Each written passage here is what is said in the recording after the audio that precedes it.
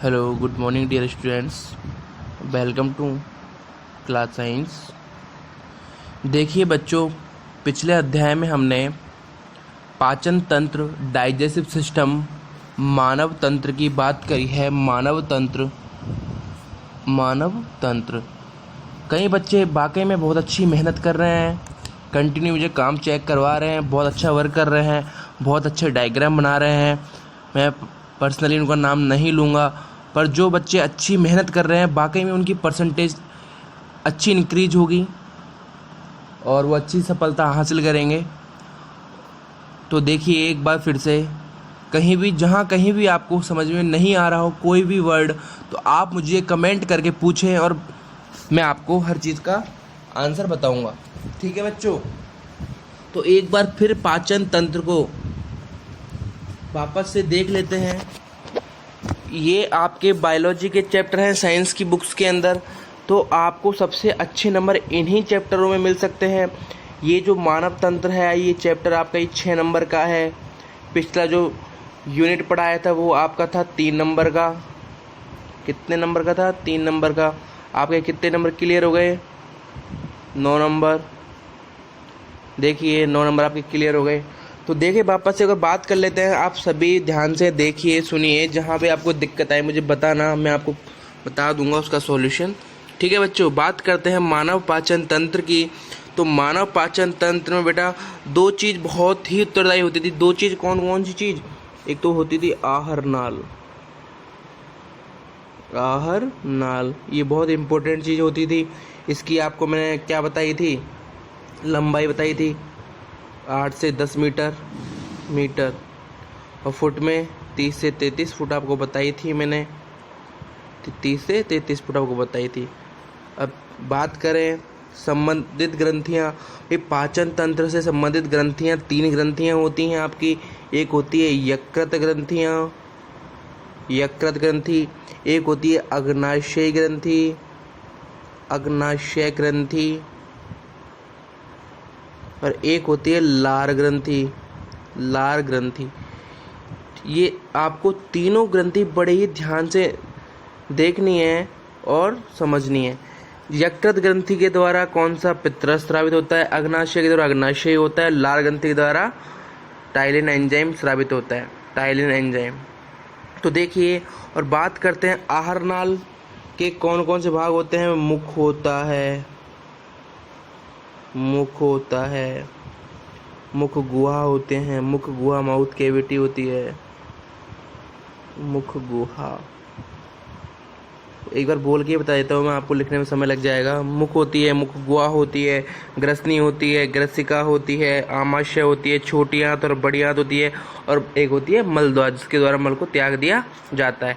तो देखें, बात करते हैं सबसे बड़ी ग्रंथि आपको बताई थी मैंने, यकृत ग्रंथि मानव शरीर की सबसे बड़ी ग्रंथि होती है। यकृत ग्रंथि मानव शरीर की सबसे बड़ी ग्रंथि होती है बेटा। ठीक है, चलो आगे बात करते हैं। एक बार पिछली कक्षा में आपको बताया नहीं था मैंने, यकृत ग्रंथि का जो वेट होता है, वजन होता है, वजन कितना होता है? देखो बेटा, यकृत ग्रंथि का वजन जो होता है 1.5 से लेकर के 1.8 किलोग्राम होता है। टोटल बात कर लेते हैं तो इसका हो गया 1.67 किलोग्राम। ठीक है बेटा, ये आपका टोटल वेट होता है 1.67 किलोग्राम। यकृत ग्रंथि के अंदर सबसे अधिक पुनरुद्भवन की क्षमता पाई जाती है। पुनरुद्भवन बेटा, पुनरुद्भवन क्या होता है? बात करते हैं किसी कटे हुए स्थान से वापस पुनः उसी भाग का उग जाना या आ जाना पुनरुद्भवन कहलाता है। छिपकली की पूंछ कटने के बाद में वापस छिपकली के अंदर पुनः उस पूंछ का नए रूप में, नए सिरे से रूपांतरण होता है, उसको क्या कहते हैं? पुनरुद्भवन कहते हैं। ठीक है, अब बात करते हैं हम, आपको बताया था यकृत के अंदर बसा हुआ प्रोटीन और सबसे अधिक संग्रहित होती है। बात करते हैं अग्नाशय की। अग्नाशय बेटा, मैं अपने हाथ से नोट्स बनाकर, मैं अपने हैंड रिटन नोट्स आपको प्रोवाइड करवा दूंगा। ठीक है कि भाई सर कहाँ से पढ़ा रहे, सर पाचन तंत्र जो पढ़ा रहे हैं हमारी बुक्स में नहीं है। आपकी बुक्स में सारा दे रखा है बेटा, पूरा दे रखा है कंप्लीट, पर मैं आपको सिंपल तरीके से मेरे खुद के तरीके से नोट्स बनाकर आपको मैं सेंड कर लूँगा। आप उन्हीं नोट्स की अपनी नोटबुक के अंदर कॉपी कर लेना। अग्नाशय क्या होती है? दूसरी सबसे बड़ी ग्रंथि होती है। दूसरी सबसे बड़ी ग्रंथि होती है। कौन सी होती है? अग्नाशय होती है। ठीक है बेटा, क्या करती है अग्नाशय ग्रंथि? हार्मोन और एंजाइम का स्राव करती है। हार्मोन्स प्लस एंजाइम का क्या करती है? स्रावण करती है। हार्मोन और एंजाइम का क्या करती है? स्रावण करती है। और इसके वजन की बात करें, इसका भार कितना होता है, उसका अपन ने यकृत ग्रंथि की बात की थी 1.67 ग्राम, और इसके बात करें अग्नाशय की तो इसका होता है 80 ग्राम, ओनली 80 ग्राम इसका वेट होता है। ठीक है, याद रखना अग्नाशय का जो वजन होता है, भार होता है, कितना होता है? 80 ग्राम। अब बात करते हैं लार ग्रंथि की। लार ग्रंथि, ठीक है बेटा, लार ग्रंथि क्या होती है बेटा? सबलिंगुअल, सबमेंडिबुलर क्या करती है? इनका स्राव करती है। पैरोटिड विषाणुओं को विषाणु अटैक करने पर, भाई जैसे कि इस ग्रंथि पर आपकी ग्रंथि होती है लार ग्रंथि, आपको पता है 1.5 लीटर रोजाना क्या होता है? लाभ का श्रावण होता है मनुष्य के अंदर, डेली 1.5 लीटर लार बनती है। कई बार किसी अपन के मीठा खाने से टॉन्सिल्स हो जाते हैं, तो मतलब टॉन्सिल्स क्यों होते हैं? विषाणु अटैक करते हैं तो गलसुए हो जाते हैं, टॉन्सिल्स हो जाते हैं। ठीक है बेटा, अब बात करते हैं अपन आगे, बात करते हैं डायरेक्ट बात करते हैं आमाशय की।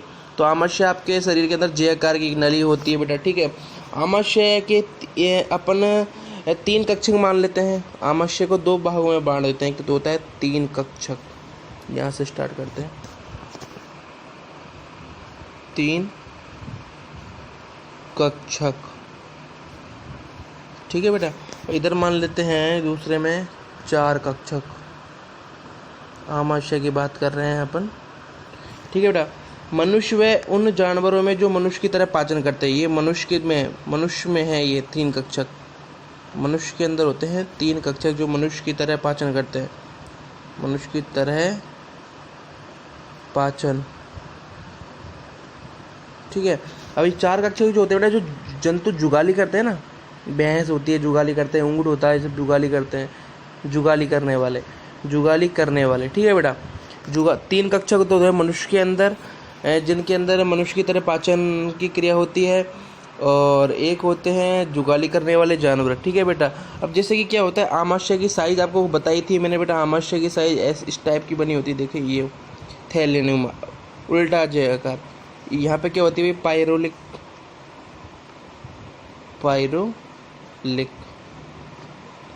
ठीक है। यहाँ होता है फंडिक्स भाग, ये होता है कार्डिक भाग। मतलब अपन सिंपल सी बात करते हैं तो 3 भाग हो गए इसके। आमाशय के 3 भाग हो चुके हैं। कार्डिक, देखिए कार्डिक जठरागम भाग, जठर निर्गामी भाग, और एक होता है बेटा फंडिक्स भाग। ठीक है, यह बायां बड़ा भाग होता है, दाहिना होता है, ये उपरोक्त दोनों में बीच का होता है, और इसमें हो गई अवरोधनी। ठीक है बेटा, ये आपका कंप्लीट हो गया। अब बात करते हैं आपकी छोटी आंत, जो सबसे इम्पोर्टेंट भाग होता है। छोटी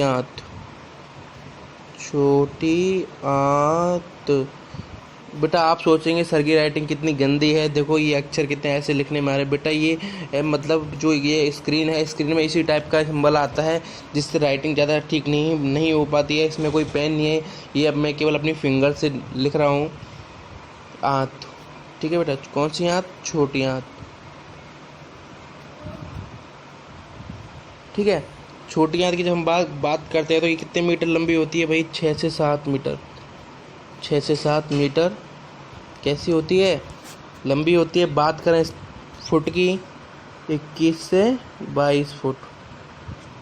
ठीक है बेटा, बात करते हैं इसके व्यास की, तो 1.5 सेंटीमीटर का व्यास होता है। किसका? छोटी आंत का, स्मॉल इंटेस्टाइन। ठीक है बेटा, तो अपन ने छोटी आंत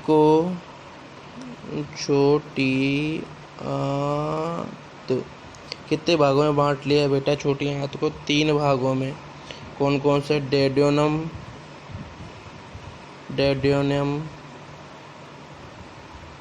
दूसरा भाग बांट लिया जेजुनम,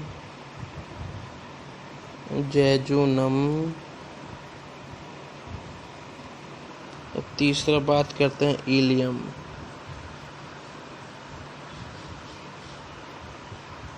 इलियम 3 भाग हो गए। डेडोनम जो होते हैं बेटा अग्नाशय और यकृत से जुड़े होते हैं। अग्नाशय और यकृत से जुड़े होते हैं। डेडोनम भाग जो होता है अग्नाशय और यकृत से जुड़ा होता है। आप याद रखिएगा। मैं आपको पीडीएफ डाउनलोड कर लूँगा या फिर मैं आपको अपने हाथ से लिखी हुई भेज दूँगा। ठीक है बेटा। और एक होता है जेजुनम सबसे बड़ा होता है। ठीक है। बात करते हैं इलियम, ये सबसे लंबा भाग होता है। ठीक है बेटा। देखिए एक बार अपन बात करते हैं आमाशय की संरचना की। इस टाइप से आमाशय की संरचना बनी होती है, अपने पेट की संरचना बनी होती है। यूँ जा करके ग्रंथि, ये अग्नाशय ग्रंथि हो गई बेटा। ये साइड में क्या हो गया, लीवर हो गया, ये अग्नाशय ग्रंथि हो गई। ठीक है। इसके बाद यूँ चलती है, ये छोटी आंत हो गई, हल्की सी यूँ चलते हैं। ये इसकी छोटी आंत, जो बड़ी आंत हो गई। फिर उसके बाद बड़ी आंत के इधर वाला ये व्यास हो गया। ठीक है। इसके बाद में कोशिकम, कोलम, रेक्टम और मल त्याग दिया जाता है नीचे से। ठीक है बेटा। चलो अब आगे बात करते हैं अपन। बड़ी आंत ये हो गई आपकी कंप्लीट। देखिए बृहदान्त। अब बड़ी आंत की बात कर रहे हैं अपन। बड़ी आंत का व्यास होता है बेटा 1.5 और ये आकार, ये यू आकार की नली होती है जो करीब 1 से 3 मीटर लंबी होती है। भाई बड़ी आंत को 4 भागों में बांटा गया है। आरोही, अनुप्रस्थ, अवरोही, सिग्माकार। शॉर्ट में बोले इसको तो होते हैं सीकम। ये नहीं, इसका तो केवल यही है। बड़ी आंत मतलब इन भागों से मिलकर बनी होती है। इसके भाग होते हैं बड़ी आंत के आरोही, बृहदान्त, अनुप्रस्थ, अवरोही और सिग्माकार। ठीक है। ये हो गया। और ये सीकम, कॉलम और रेक्टम। सीकम मतलब बड़ी आंत का सबसे बड़ा भाग। सीकम मतलब होता है बड़ी आंत का सबसे बड़ा भाग। कॉलम और रेक्टम। अपशिष्ट पदार्थ प्रवेश करता है, किस में करता है, बड़ी आंत में करता है। और आपको मुख के बारे में आपको मैंने बता ही दिया था स्टार्टिंग के अंदर। मुख के अंदर ये अधोजिह्वा होती है, अधोजब होती है, कर्णा पूर्व ग्रंथि होती है, कान की 3 ग्रंथियाँ होती है। बात करते हैं अग्नाशय की। आपको बता ही दिया अग्नाशय के बारे में स्टार्टिंग के अंदर। लाल ग्रंथि के बारे में बता ही दिया मैंने आपको। यकृत के बारे में बता दिया आपको। ये सारणी आपके बुक्स में से बनानी है, ये सारणी देख लीजिए। फिर इस सारणी का आप स्क्रीनशॉट ले लें। जो भी बच्चे देख रहे हैं, ये सारणी आपको कंप्लीट करनी है। इसके द्वारा यकृत के द्वारा पित्तरस का क्या होता है, श्रवण होता है। बसा का क्या होता है, बसी अम्ल के रूप में होता है। फास्फेटेज का न्यूक्लियोटाइड के रूप में होता है। ठीक है बेटा। सुक्रेज ग्लूकोज में चेंज होता है। लैक्टोज ग्लूकोज में चेंज होता है। माल्टोज, ये शर्कराएँ होती हैं, सारी शर्कराएँ होती हैं, ये छोटी आंत के अंदर होती है। ठीक है। अब बात करते हैं, देखो लाइपेज एंजाइम होता है। बसा का किस में होता है, मोनोग्लिसराइड में होता है। डीएनए होता है। डीऑक्सीराइबो न्यूक्लिक एसिड होता है। ठीक है। इसके बाद में बात करते हैं एमाइलेज होता है। स्टार्च किस में बदलता है, माल्टोज में। प्रोटीन पेप्टाइड दोनों बदल जाते हैं। ठीक है बेटा। आमाशय में क्या होता है, जठर रस होता है आमाशय के अंदर। आमाशय में 2 स्राव होता है, पेप्सिन और रेनिन का क्या होता है, स्राव होता है। और प्रोटीन पेप्टाइड बदलता है और कैसिन प्राकेसिन में बदल जाता है। पैराकेसिन में यह आमाशय के अंदर की क्रिया होती है बेटा। आपका आज पाचन तंत्र कंप्लीट हो चुका है बेटा। पाचन तंत्र से रिलेटेड कोई भी टॉपिक ऐसा नहीं है कि भाई आपके ये कंप्लीट नहीं हुआ। दांतों के बारे में आपको मैंने बता दिया। दांत 4 प्रकार के होते थे, इंसाइजर, केनाइन, प्रीमोलर्स और मोलर्स। ठीक है। दूध के दांतों की संख्या होती है 20 और अपने जो दांत होते हैं वयस्क मनुष्य के अंदर उनकी तो 32 होती है संख्या उनकी। ठीक है बेटा। दूध के दांत होते हैं 6 महीने से 6 साल तक बच्चों के अंदर आते हैं। ठीक है। और बात करते हैं दांतों के ऊपर जो आवरण बना होता है कैल्शियम कार्बोनेट का होता है। इसको इनेमल कहते हैं, शरीर का सबसे कठोरतम आवरण। और दंत सूत्र के बारे में मैंने आपको बता ही दिया है। और मैं केवल आपको इसकी पीडीएफ प्रोवाइड करवा दूंगा आज ऐप पर। आप सभी अच्छे से पढ़ाई करें, ध्यान दें। Thank you.